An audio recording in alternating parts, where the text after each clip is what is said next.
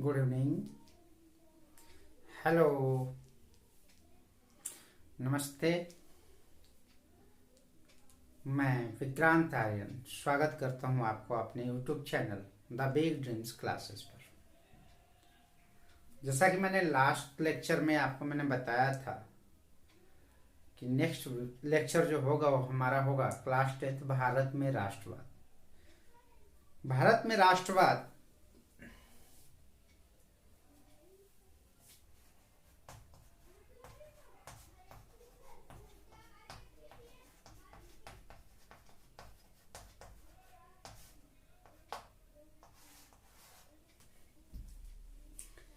Class 10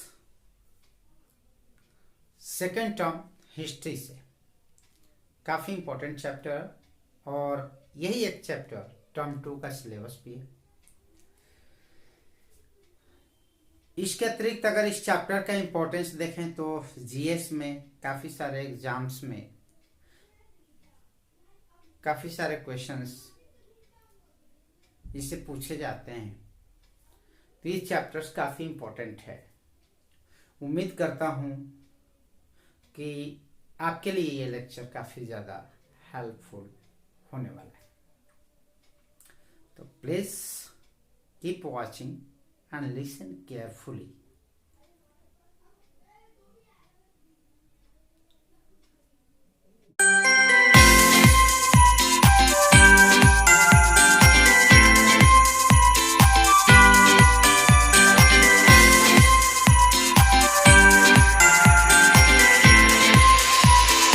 start करते हैं। जैसा कि जनरली अगर हम देखते हैं, चैप्टर है हमारा भारत में राष्ट्रवाद। तो सबसे पहले तो इस चैप्टर को पढ़ने से पहले हम राष्ट्रवाद को समझें। ये लेक्चर जनरली दो से तीन पार्ट में होगा। आज इंपॉर्टेंस हम केवल राष्ट्रवाद के ऊपर रखेंगे कि आखिर राष्ट्रवाद है क्या भारत में राष्ट्रवाद के उदय के बारे में अगर हम पढ़ रहे हैं कि भारत में राष्ट्रवाद का उदय किस तरीके से हुआ, तो क्या पहले के लोग जिस समय इसकी शुरुआत हुई, जनरली हम कह सकते हैं कि 19वीं शताब्दी में इसकी शुरुआत हुई थी। तो 19वीं शताब्दी के पहले क्या भारतीय लोगों में राष्ट्रवाद की भावना नहीं थी? क्वेश्चन बनता है, हमें जानकारी होनी चाहिए इस चीज को। तो सबसे पहले इस चीज को समझने से पहले हमें कुछ पीछे के हिस्ट्री को खंगालना पड़ेगा, अपने देश के पुराने इतिहास को देखना पड़ेगा कि आखिर राष्ट्रवाद के उदय के कारण क्या रहे, क्यों हम इस चैप्टर में हम ये टॉपिक पढ़ रहे हैं, जबकि हमारा देश तो सदियों पुराना है। सदियों पुराना है, क्या हम अपने देश के लिए नहीं सोचते थे? जी, ऐसा नहीं है कि हम नहीं सोचते थे।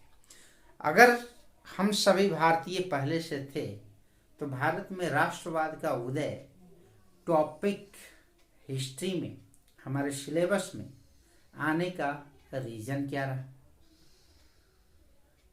सोचिए, सोचने वाली बात है, काफी इंपॉर्टेंट है। रग रग में हमारा भारतीय होने का मतलब कह सकते हैं कि हमारे रग रग में भारतीय होने का गर्व जो है कूट कूट कर भरा हुआ है। हम अपने आप पर गर्वान्वित होते हैं कि हम भारतीय हैं, आप सब भारतीय हैं। हमें किसी ने या आपको किसी ने देश से प्रेम करना नहीं सिखाया, बजाते हम सभी अपने देश के जो राष्ट्रीय उत्सव होते हैं, जैसे स्वतंत्रता दिवस, गणतंत्र दिवस, काफी धूमधाम से मनाते हैं।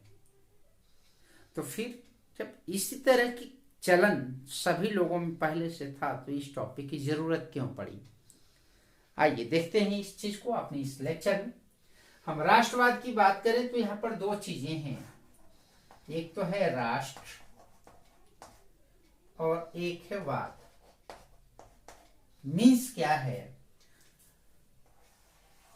राष्ट्र वह भौगोलिक क्षेत्र है जिसके अंदर हम रहते हैं। नॉर्मल हम समझ सकते हैं, एक व्यक्ति के लिए राष्ट्र वह संपूर्ण क्षेत्र है जहां का अपना एक संविधान है। हमारा देश भारत हमारा राष्ट्र है। यानी राष्ट्र में अगर हम देखें तो क्या क्या चीजें पाते हैं कि एक निश्चित बाउंड्री होती है जनरली, जैसा कि राज्य से भी बड़ा है राष्ट्र, नेशंस जिसको कहते हैं। सबसे पहले अगर हम देखें तो राज्य की परिभाषा यूनानी दार्शनिक अरस्तु ने दिया था। किसने?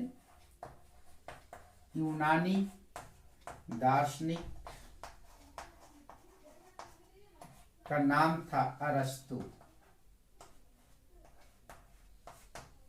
अरस्तु ने राज्य की परिभाषा दिया था कि राज्य वह निश्चित क्षेत्र है जिसकी अपनी एक जनसंख्या, अपना एक शासक, अपनी भाषा और सबसे बड़ी चीज कि उस राज्य की अपनी संप्रभुता। सबसे अहम पॉइंट है संप्रभुता। ये तो किसी भी राज्य का सबसे आवश्यक तत्व है। संप्रभुता होता क्या है? जिसका अपना संविधान हो। अगर इसके आधार पर अगर हम देखें तो हम क्या कह सकते हैं कि अरस्तु की इस परिभाषा के अनुसार अगर हम देखें तो क्या हम कह सकते हैं कि बिहार एक राज्य है, उत्तर प्रदेश एक राज्य है? नहीं कह सकते। हम पढ़ते हैं हमारे देश में टोटल 28 स्टेट हो गए हैं, 9 यूटीज हो गई हैं, यूनियन टेरिटरीज, केंद्र शासित प्रदेश। लेकिन सवाल ये आता है कि क्या बिहार एक राज्य है? अगर आप अपनी पॉलिटी को उठाकर पढ़ें, भारत के राजनीतिक पॉलिटी के सिलेबस को, राजनीति के सिलेबस को पढ़ें तो बड़ी स्पष्ट और क्लियर हो जाएगा इस संप्रभुता के आधार पर। देखिए, अगर हम देखते हैं हर स्टेट की अपनी अपनी एक बाउंड्रीज है। उत्तर प्रदेश की अपनी बाउंड्रीज है, एमपी मध्य प्रदेश की अपनी बाउंड्रीज है, सिक्किम की अपनी बाउंड्रीज है, बिहार की अपनी है, उड़ीसा, बंगाल, इन सब की अपनी अपनी बाउंड्रीज है। सबके अपने अपने शासन भी हैं, कहते हैं स्टेट गवर्नमेंट, सबका अपना अपना शासन है, सभी अपने अपने क्षेत्र का प्रतिनिधित्व करते हैं, लोकतांत्रिक है, हम सभी लोकतांत्रिक देश में रह रहे हैं। लेकिन अगर बात करें तो क्या बिहार का संविधान अलग है? उत्तर प्रदेश का संविधान अलग है? नहीं। सारी जो गवर्निंग होती है ना, गवर्निंग पॉलिसी यानी जो भी शासन का प्रारूप है, वो सब देश के संविधान यानी भारत के संविधान से चलता है। भारत के संविधान में इसीलिए जब संविधान बना था तो उस समय भारत को एक संघीय राज्य कहा गया है। भारत एक संघीय राज्य है। पॉलिटिक के अकॉर्डिंग भारत एक संघीय राज्य है क्योंकि भारत के पास संप्रभुता है। अलग चीज है, संविधान ने पॉलिटी में हमें कई सारी चीजें दी हैं, जैसे संघ सूची, समवर्ती सूची, राज्य सूची। संघ सूची केंद्र, राज्य सूची पर राज्य और समवर्ती सूची पर दोनों का अधिकार है। पॉलिटी, इस सूची के बारे में बाद में कभी डिस्कस करेंगे जब हम पॉलिटी पढ़ेंगे।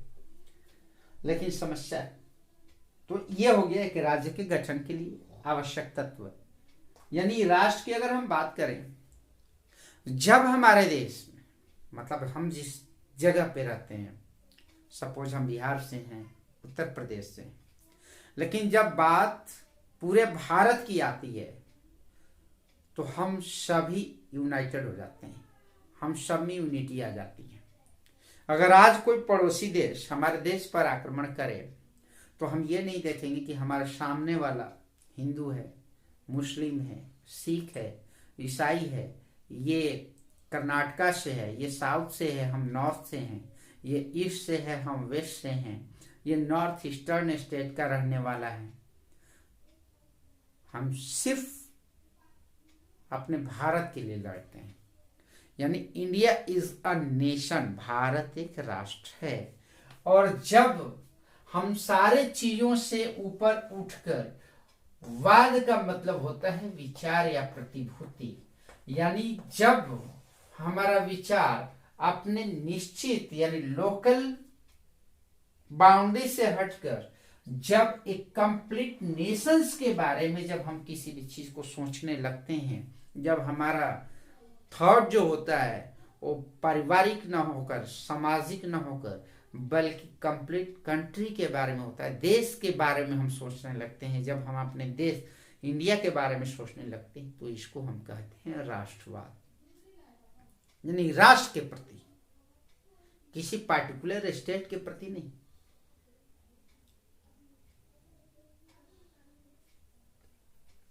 अब टॉपिक आता है कि क्या ऐसा था कि मतलब राष्ट्रवाद पहले नहीं था?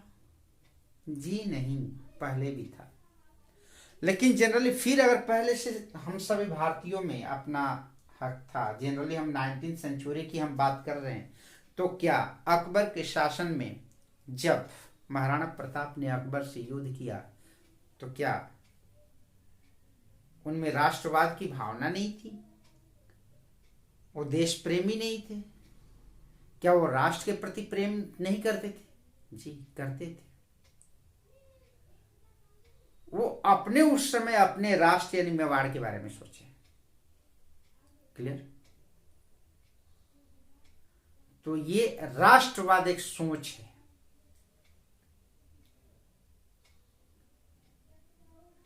भारत में आखिर राष्ट्रवाद का उदय कैसे हुआ, क्यों जरूरत पड़ी इसके उदय की, थोड़ा सा हमें पीछे चलना पड़ेगा। जनरली 19वीं सेंचुरी हमें पढ़ना है। आपका जो सिलेबस है वो आपको 1914 यानी फर्स्ट वर्ल्ड वार के बाद से पढ़ना है, ठीक है? तो फर्स्ट वर्ल्ड वार से अगर पढ़ना है तो आखिर उससे पहले के थोड़ी सी हमें इसकी फाउंडेशन को देखनी पड़ेगी।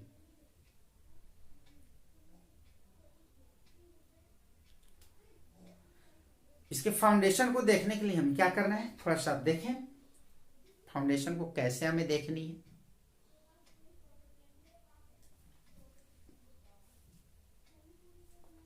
चलिए,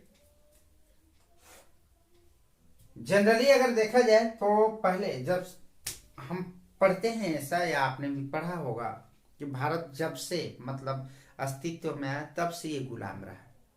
कभी पुर्तगालियों ने आक्रमण किया, कभी हूणों ने आक्रमण किया,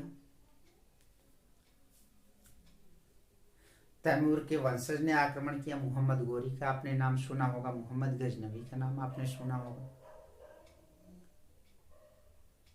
अंततः जब मुगल शासक ने जब भारत पर आक्रमण किया, मुगल शासक की बात करें, थोड़ा सा हम इसकी हिस्ट्री के ऊपर चलते हैं 2 मिनट के लिए।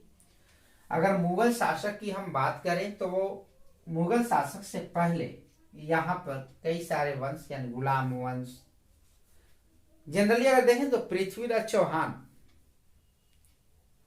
1192 की जो तराइन के युद्ध में पराजय हुई थी मोहम्मद गोरी से, मोहम्मद गोरी ने 11 बार आक्रमण किया था, लेकिन 1191 में यानी 1191 में जब तराइन का पहला युद्ध हुआ था तो उसमें मोहम्मद गोरी पराजित हुआ था बुरी तरीके से पृथ्वीराज चौहान से।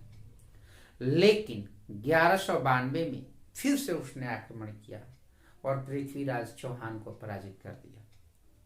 पराजित करने के बाद उसने अपने यहाँ पर गुलाम को छोड़ा। उसका बहुत शानदार, जिसको कह सकते हैं काफी ज्यादा क्लोज, कुतुबुद्दीन ऐबक था। कुतुबुद्दीन ऐबक को जब उसने यहाँ पर शासन की बागडोर संभाली, वो खुद शासन नहीं किया मोहम्मद गोरी ने, गजनवी। जब कुतुबुद्दीन ऐबक की यहाँ शासन किया तो कुतुबुद्दीन ऐबक ने यहाँ गुलाम वंश की स्थापना की।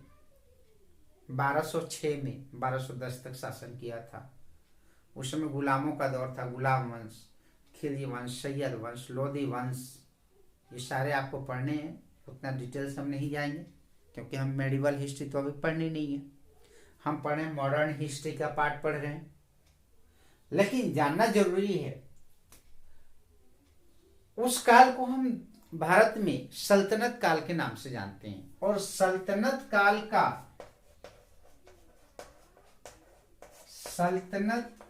का अंतिम शासक जो था, अंतिम शासक वो कौन था? इब्राहिम लोदी। इब्राहिम लोदी यानी ये जनरली लोदी वंश से था।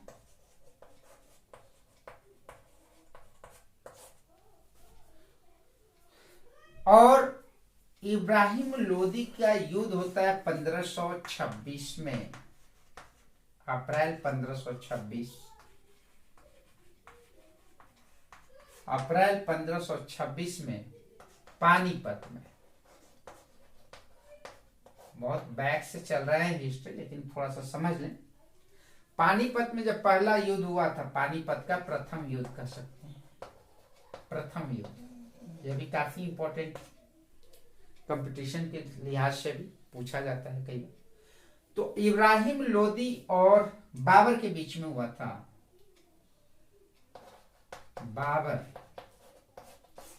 बाबर की बात करें तो इसका जन्म 1489 में हुआ था, फरगना में, जो कि अफगानिस्तान का पार्ट है।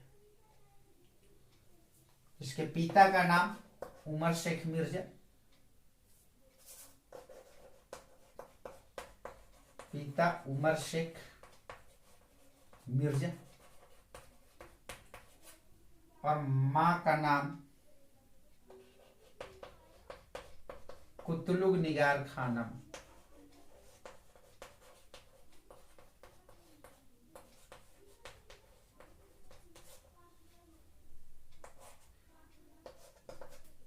अब इसके भी डिटेल्स को नहीं पढ़ेंगे। जनरली ये तैमूर और चंगेज दोनों का वंशज था, इसीलिए बाबर ने एक नया वंश बनाया, चगुताई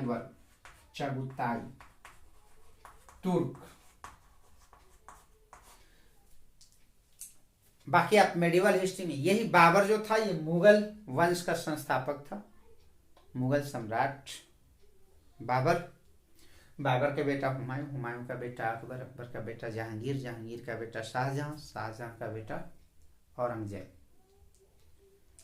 इसलिए बता रहा हूं मैं कि इसमें मुगल वंश के समय किस तरीके से भारत गुलाम बना, कैसे कैसे इसकी भारत की गुलामी की जो कड़ी थी वो मुगल डायनेस्टी में ही शुरू हुई।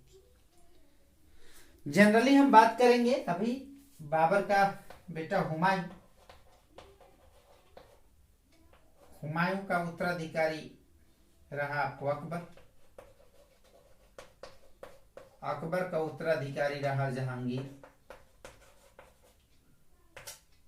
जहांगीर का शाहजहां, और शाहजहां का औरंगजेब।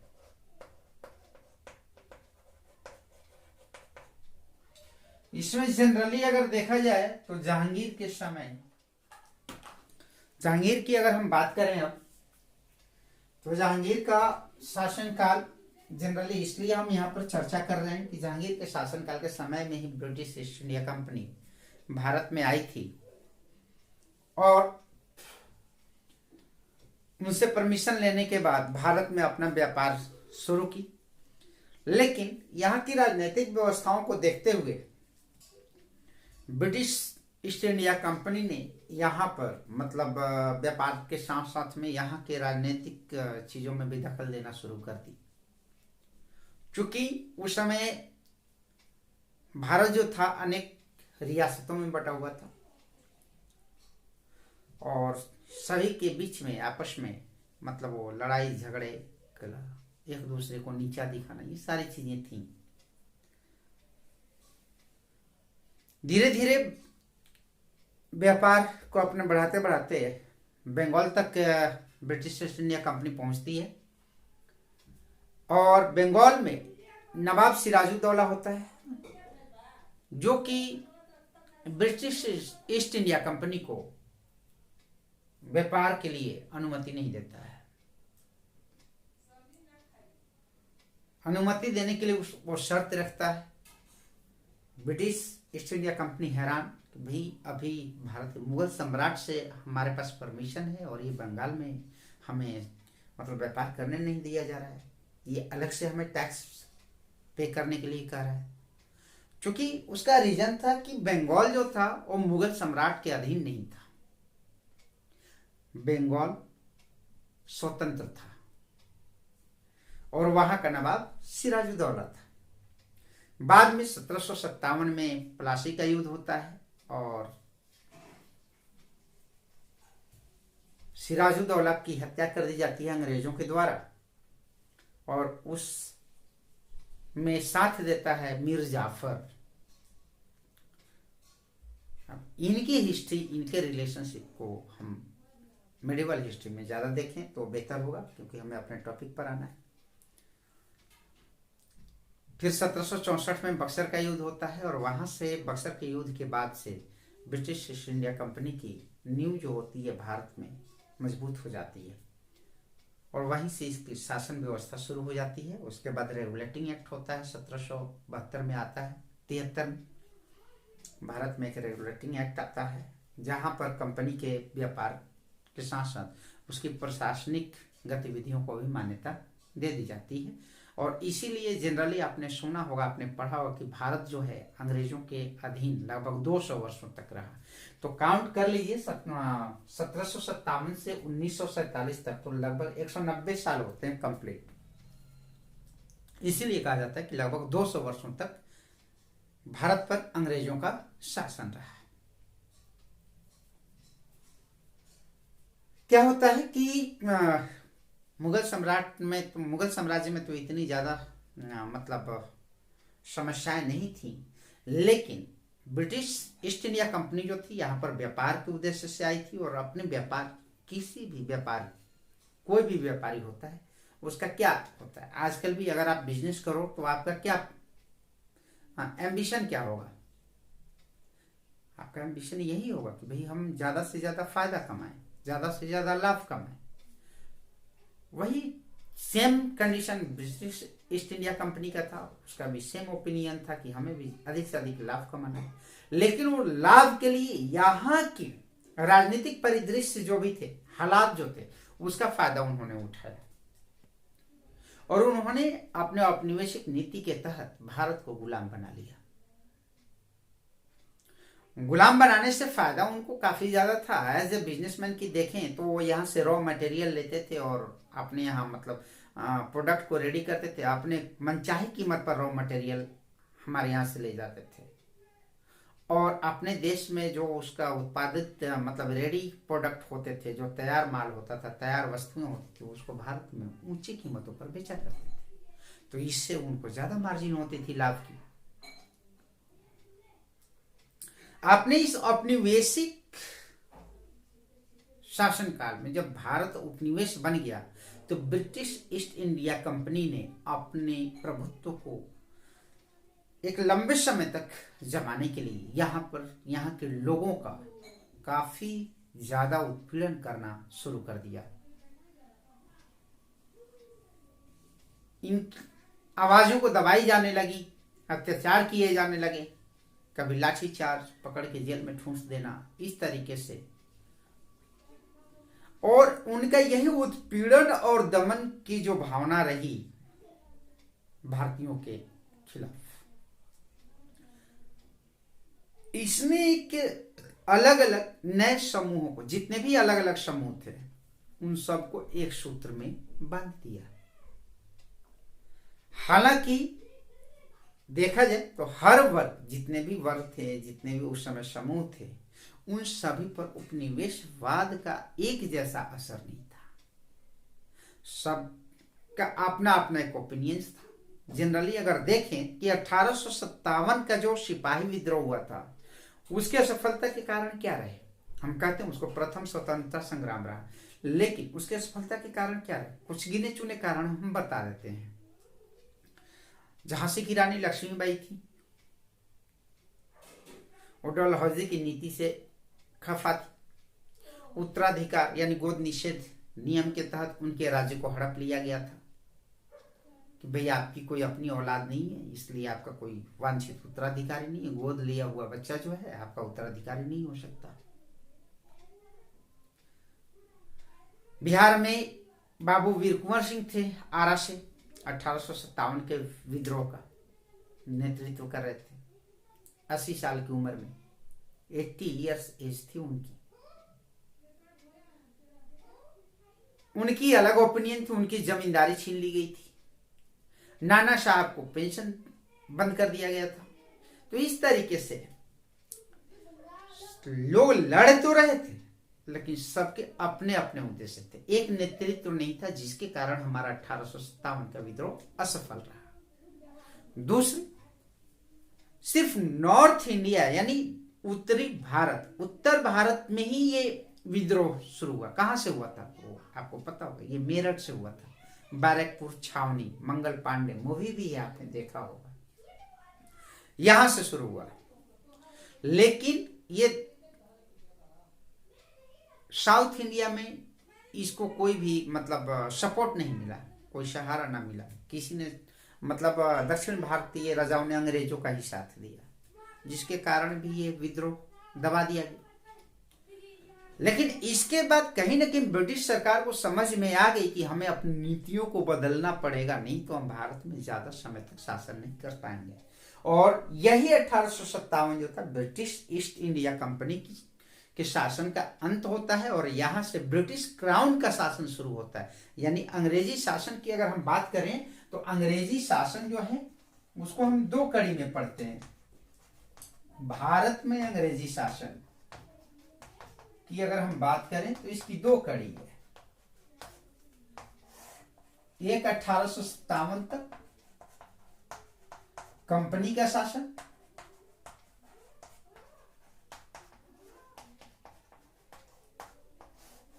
और दूसरा 1858 से 1947 तक ब्रिटिश क्राउन का शासन, राजघराने का, महारानी क्राउन का शासन। जनरली आपका जो सिलेबस है इसके अधीन हमें पढ़ना है 1858 से 1947, और जनरली इस चैप्टर्स में जो हमें पढ़ना है वो पढ़ना है महात्मा गांधी। काफी इंपॉर्टेंट, महात्मा गांधी के बारे में हमें पढ़ना है। जनरली अगर आपको पता होगा, महात्मा गांधी का जन्म आपको पता होगा 2 अक्टूबर 1869 को गुजरात के पोरबंदर काठियावाड़ में। काठियावाड़ उनके गांव का नाम था। उनका भी बचपन भी था। बचपन में उन्होंने प्राइमरी किया, हायर किया और बैरिस्टर बने। उस समय तक देश में लोग उनको जानते नहीं थे। यहां से वो साउथ अफ्रीका जाते हैं। साउथ अफ्रीका में उनको ट्रेन से धक्का दे दिया जाता है, फर्स्ट क्लास डिब्बे से उतार दिया जाता है। वहां पर रंग भेद था। उस रंग भेद के खिलाफ इनको रोष होता है और ये वहां पर आंदोलन खड़ा करते हैं रंग भेद के खिलाफ, और साउथ अफ्रीका को मुक्ति दिलाते हैं रंग भेद से। उसके बाद जनरली देखें तो आपकी इस चैप्टर की शुरुआत, भारत में राष्ट्रवाद की शुरुआत यहीं से होती है, महात्मा गांधी के भारत आगमन से। महात्मा गांधी के का भारत आगमन, भारत आगमन कब होता है अभी? 9 जनवरी 1915 को, 9 जनवरी 1915 को ये भारत आते हैं। भारत आने के बाद मदन मोहन मालवीय जी इनको आमंत्रित करते हैं 1916 में बनारस हिंदू यूनिवर्सिटी में। उसकी स्थापना समारोह था। शुरुआत हुई थी बनारस हिंदू यूनिवर्सिटी, जिसको हम BHU के नाम से जानते हैं। 1916 में ये गेस्ट के तौर पर जाते हैं, वहाँ ये अपना लेक्चर देते हैं और वहीं पर इनको गाइड करते हैं गोपाल कृष्ण गोखले। और गोपाल कृष्ण गोखले को वहीं से महात्मा गांधी अपना राजनीतिक गुरु मानते हैं। और गोखले जी के बाद से, हालांकि गोपाल कृष्ण गोखले के भी गुरु थे, महादेव गोविंद राणाडे। 1916 के बाद 1917 में गोखले जी की बात को जानकर, सुन समझकर 1917 में महात्मा गांधी चंपारण जाते हैं। चंपारण बिहार,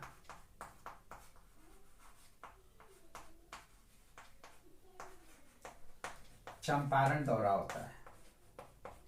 यहां से शुरुआत है आपके सिलेबस का, चंपारण दौरा।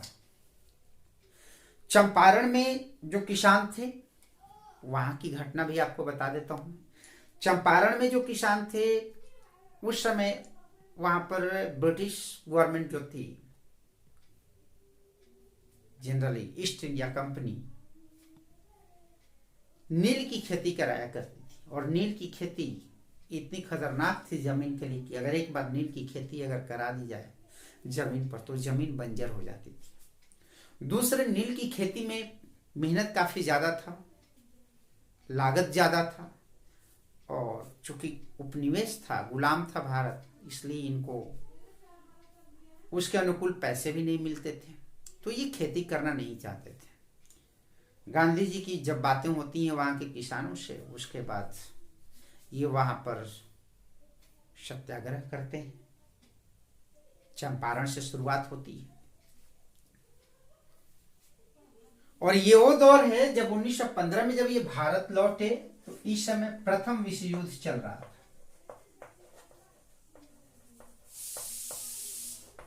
प्रथम विश्व युद्ध जनरली ये 1 सितंबर 1914 से 1918 तक चलता है,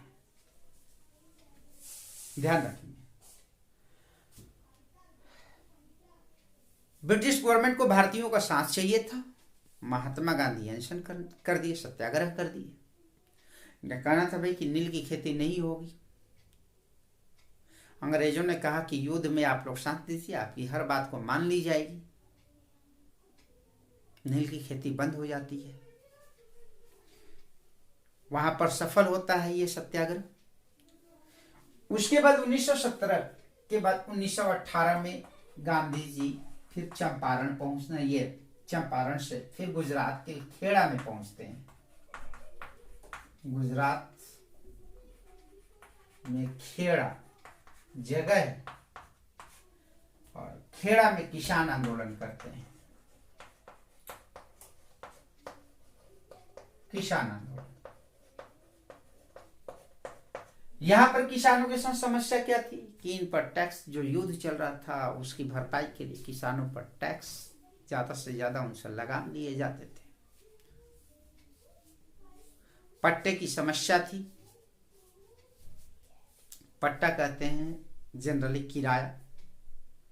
लोगों को अगर पट्टे पर किसी किसान ने जमीन ले भी लिया खेती करने के लिए, तो उसका मतलब वो जगह जो था वो फिक्स नहीं होता था, हर साल उस जगह को बदल दिया जाता था, तो इससे भी किसान परेशान थे। तो ये सारी चीजें रही। यहां भी इन्होंने किसान आंदोलन किया। कीमतें ज्यादा बढ़ गई थी इस प्रथम विश्व युद्ध में। कीमतें ज्यादा बढ़ने के कारण लगभग दोगुना हो चुका था। दूसरी चीज, सिपाही भी था। प्रथम विश्व युद्ध का दौर चल रहा था। प्रथम विश्व युद्ध में लड़ने की भी जरूरत थी, तो सिपाहियों की जबरन भर्ती की जाने लगी। इसके कारण भी गांव के लोग नाराज थे। भाई लड़ आप रहे हो, उसका खर्च वहन हमें करना है। और खेड़ा में 1918 में सबसे बड़ा चीज ये हुआ था कि वहां पर महामारी फैल गई थी। महामारी,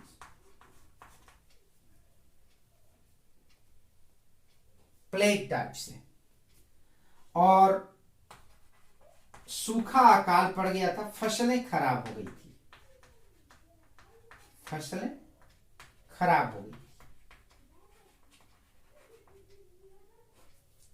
और महामारी फैल गई। उस महामारी के बाद जब असहयोग आंदोलन जनरली चल रहा था 1921 में, तो लगभग में 1.25 करोड़ के लगभग में 1.25 करोड़ के लोग जो थे लगभग उस आबादी में मारे गए थे।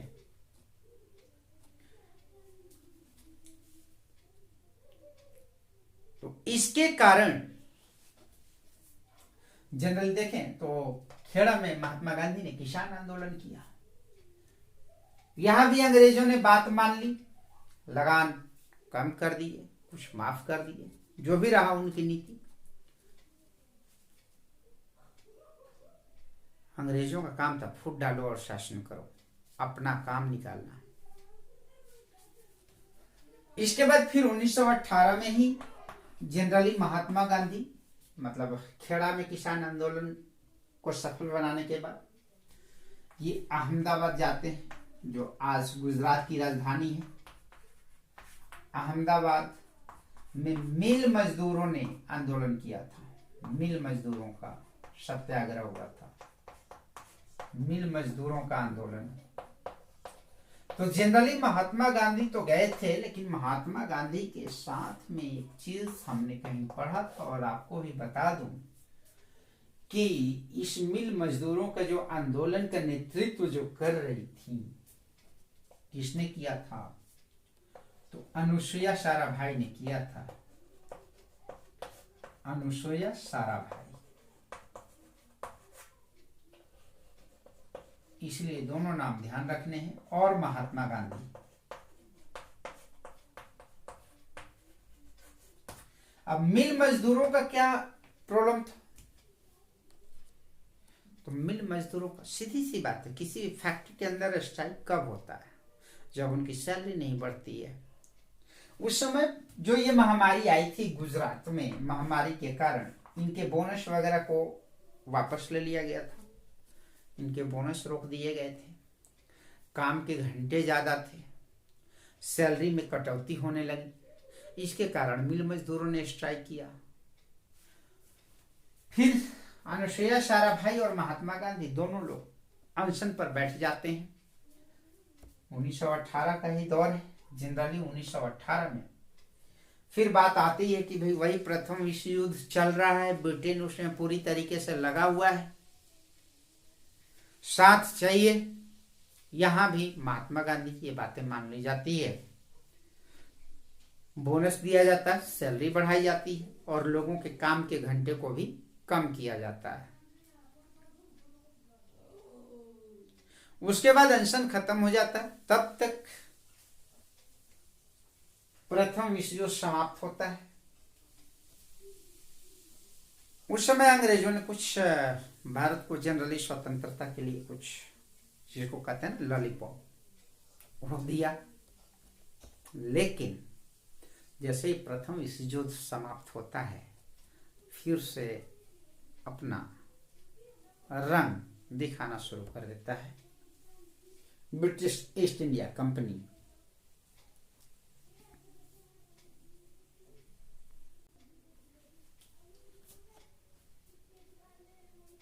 अपने सारे वादों से ब्रिटिश ईस्ट इंडिया कंपनी मुकर जाता है। 1918 की बात है। इसके बाद महात्मा गांधी कहते हैं कि भाई हमें तो कुछ करना पड़ेगा।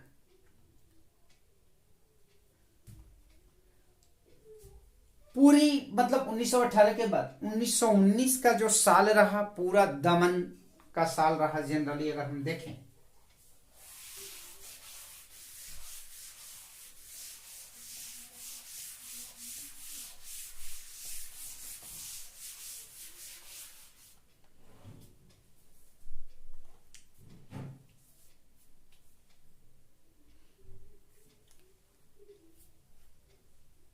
1919 में जनरली क्या होता है कि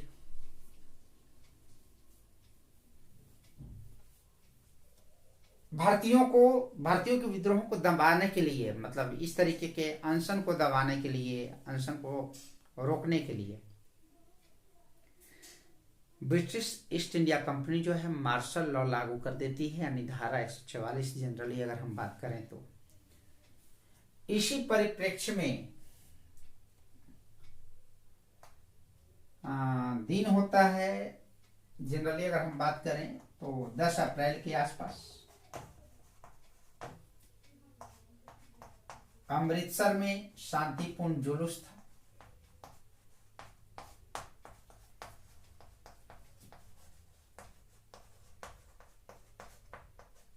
शांतिपूर्ण जुलूस था और यहाँ पर गोली चला दी जाती है, जुलूस पर चलाई गई।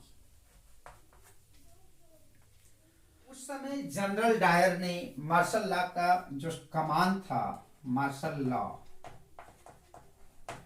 ये हम 1919 की बात कर रहे हैं, मार्शल लॉ का जो कमान था जनरल डायर के पास था। फौज में एक अधिकारी था।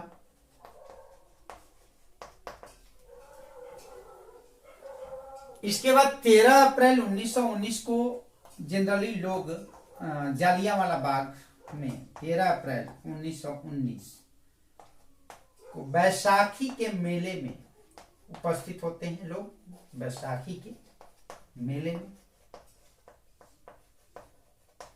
कहां पर? जालियांवाला बाग।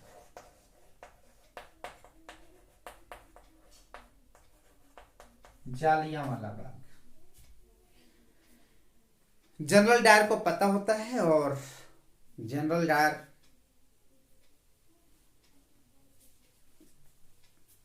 वहां पर अपनी फौज लेकर पहुंच जाता है और लोगों पर गोलियां चलवा देता है, जिसमें बहुत सारे लोग हताहत हो जाते हैं। बाद में आपने देखा होगा जनरल डायर की हत्या सरदार उधम सिंह इंग्लैंड में जाकर करते हैं, उसकी हत्या कर दी जाती है। तो ये था जालियांवाला बाग हत्याकांड 13 अप्रैल 1919। अब काफी ज्यादा और इंटरेस्टेड क्लास लेक्चर शुरू होने वाला है। आज के लिए जालियांवाला बाग हत्याकांड तक, चूंकि यही एक चैप्टर आपके टर्म 2 में आ रहा है, उम्मीद करता हूं कि ये चैप्टर्स आपको काफ़ी अच्छा समझ में आएगा और ये लेक्चर आपके लिए काफ़ी ज़्यादा हेल्पफुल रहा होगा। बस जुड़े रहें और चैनल को सब्सक्राइब करें। नेक्स्ट लेक्चर में हम देखेंगे जालियांवाला बाग हत्याकांड के बाद क्या क्या घटनाएं घटती है, चूंकि सिलेबस यहीं से शुरू होता है।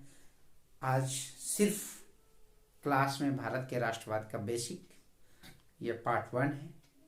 पार्ट 2 में हम देखेंगे आगे जाकर कि किस तरीके से 13 अप्रैल 1919 की जालियांवाला बाग हत्याकांड के बाद में कौन कौन सी घटनाएं होती हैं, महात्मा गांधी किस तरीके से असहयोग आंदोलन की ओर जाते हैं।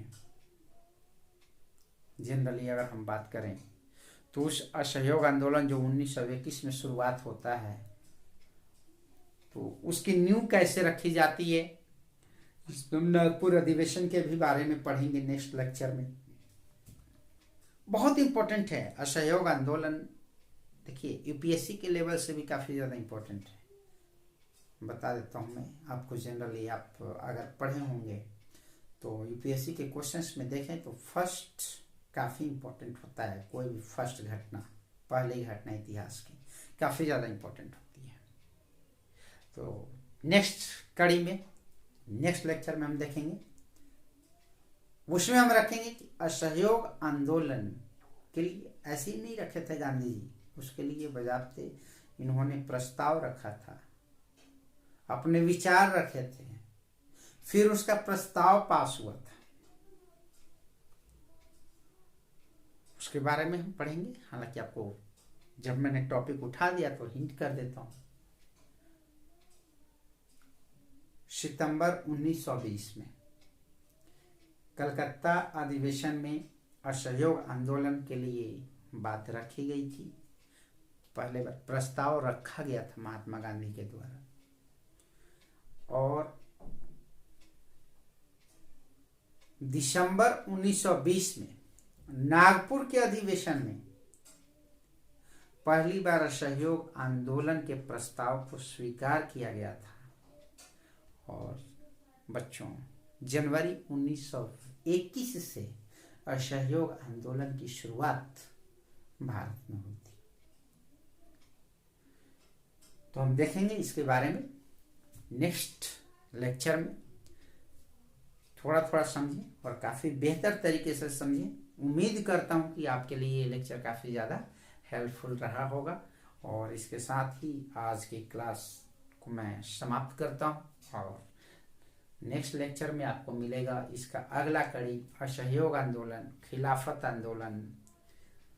इसके बाद स्वराज के बारे में हम लोग पढ़ेंगे, दांडी यात्रा के बारे में पढ़ेंगे। 2 लेक्चर में ये आपका सिलेबस कंप्लीट हो जाएगा। तो आज के लिए मैं आपसे इजाज़त चाहता हूँ इतने ही पर। कृपया आपको अगर मेरा ये लेक्चर अच्छा लगा होगा और लगा होगा कि हाँ आपके लिए कंटेंट काफ़ी ज़्यादा हेल्पफुल है, तो प्लीज़ चैनल को सब्सक्राइब करना ना भूलें, शेयर करें, सब्सक्राइब करें और साथ ही प्रेस करें बेल आइकन को, जिससे कि हमारे हर लेक्चर का नोटिफिकेशन आप तक सबसे पहले पहुँचे। Thank you, all the best, good night.